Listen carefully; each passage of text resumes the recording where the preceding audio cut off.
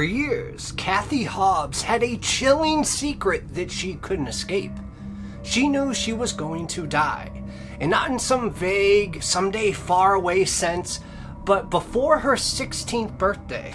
She didn't know how or when, only that her nightmares, aka her premonitions, never lied. And as her birthday came closer, those dreams began to consume her. But what if they were wrong? Or worse, what if they were correct all along? What's going on, Midnight Mafia? It is so great to see you all. We got big things planned for next week. I can't give anything away, but just like this because you're really going to like what happens next week. That's all I'm going to say. But I'm doing this story because I like themes, and my birthday just happened. Thank you guys for all the wishes and stuff, but I was supposed to put this out last week, but I didn't, so it's coming out right now. It is a story about, okay, I'm not even going to spoil, not even a little bit of it for you, but as of now, it's time to slip into a mind that's not our own. Let's go.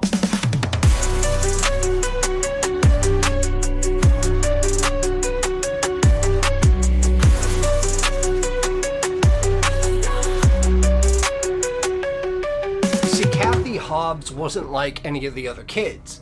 I mean, by 16, most teenagers were busy, worrying about prom or their grades or their high school crushes. But Kathy, she worried about one odd thing that a child just shouldn't have to worry about. She worried about whether or not she was going to be able to stay alive. Because ever since she was 8 years old, Kathy had been haunted by these vivid nightmares. And they delivered every time without fault the same terrifying message. For some reason, she was going to die on her 16th birthday. And of course, these dreams weren't just unsettling, but they were absolutely suffocating. I mean, every single detail, every flicker of dread felt so real that it followed her into the daylight. It started, you see, when her parents got divorced, a messy, painful event that shattered her world around her. And then came another huge blow, and that was her best friend's sudden death from a heart condition in 7th grade. I know what it feels like to lose a best friend, and I'm telling you, it's the most painful thing ever. But that's actually when her dreams then begun. And each were more vivid than the last, each pointing out this singular, inescapable fate. And of course, Kathy, she would try to shake them off, convince herself that they were nothing more than maybe trauma that was bubbling up to the surface. But deep down, she couldn't ignore the growing certainty that her time was running out. And you see, her mother, whose name was Vivian, started noticing the change in Kathy. I mean, once her cheerful daughter was now withdrawing, consumed by this inevitable weight. So Vivian, thinking, a fresh start might help, packed up their lives from California and then moved on down to Vegas.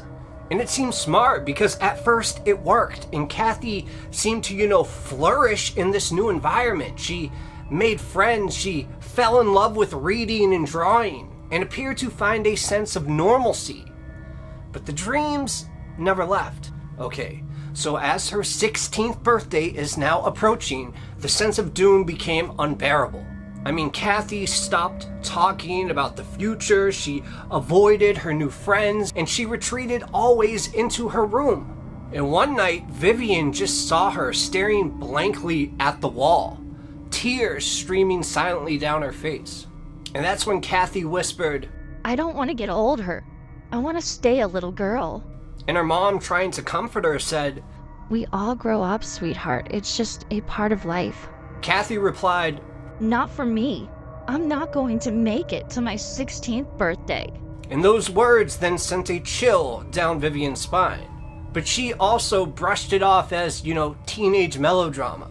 She had no idea how wrong she might have been.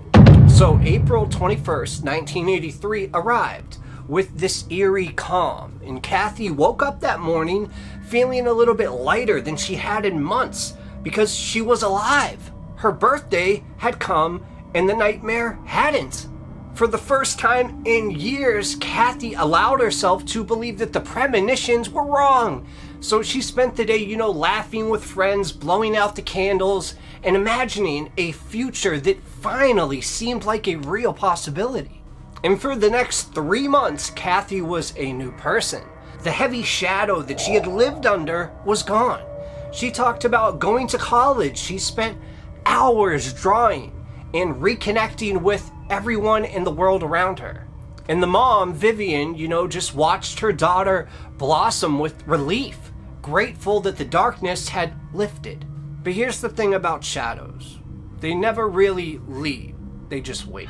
So now, fast forward 3 months to July 23rd, 1983, a hot summer night in Las Vegas, as you could imagine. Kathy was just lying on her bed, flipping through the last pages of a romance novel that she bought. I mean, she always had another book to go and read, but not tonight. Her shelf was empty, and the silence of the house kind of felt stifling, the air too thick to sleep. So she glanced at the clock, and it was 11 p.m. And the local supermarket that sold these books was only a block and a half away.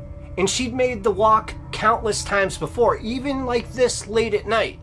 I mean, after all, it was a busy neighborhood with cars and pedestrians passing by at all hours.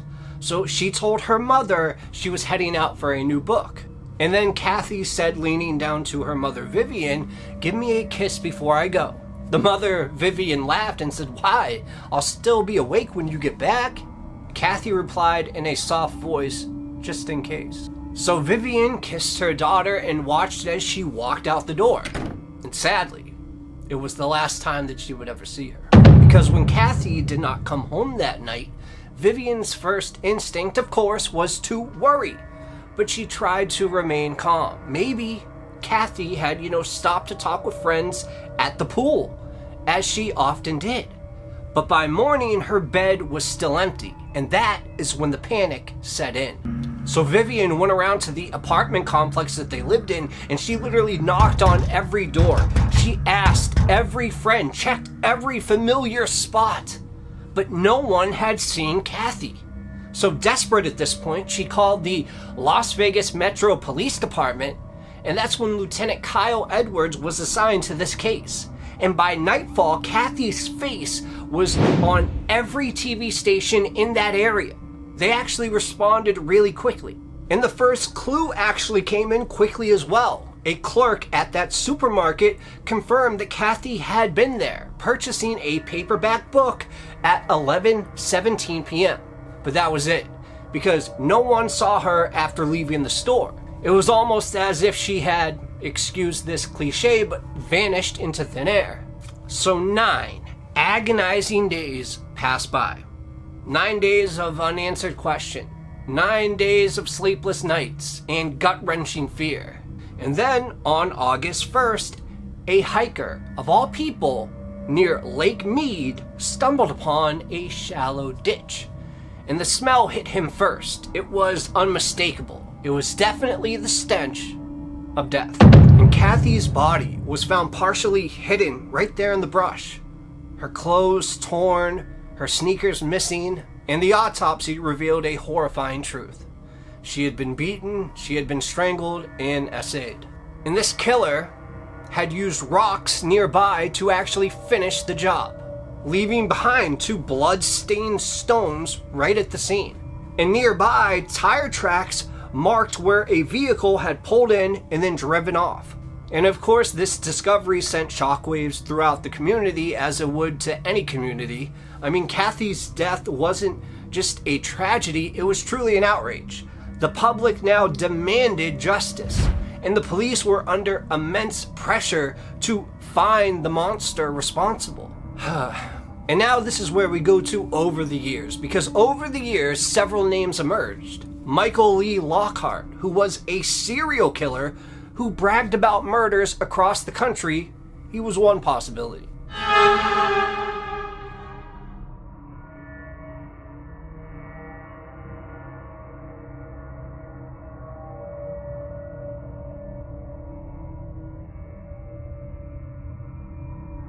Then there was David Middleton, a former cop turned into a killer who had access to a vehicle matching the witness's description. Finally, there was Gerald Gallego, a predator who hunted young girls with his wife. And each of these seemed capable of doing this heinous crime. But, no evidence ever linked them directly to Kathy. So unfortunately, the case grew cold, and decades ended up passing. The name Kathy Hobbs faded from the headlines. But for those who knew her, the pain never went away. And after Kathy's death, Vivian, the mother, found a letter tucked away in her daughter's room. It was addressed to her, dated exactly 1 month before Kathy's 16th birthday. And the words were truly haunting. Dear Mother, in the event of my death, you shall get this letter. I hope you live happily, and I don't want you or anyone else to dwell on my death. I love you all very dearly. You were good to me, and nobody else could have been a better mother. Keep me alive in your heart, and don't ever forget me. Love always, Kathy. Tough story, huh? Kathy had seen her own fate. And though she didn't know the exact moment, she knew it was inevitable. Her dreams had been right all along. And it turns out that the premonitions did not lie to her. They just gave her a little more time. Thank you guys so much for listening. And if you enjoy creepy stories like this, then not only hit the like button, but also watch this story right here, because I guarantee you it'll also give you the chills. Thank you, Midnight Mafia. I love you guys so much, and I'll see you soon. Cheers.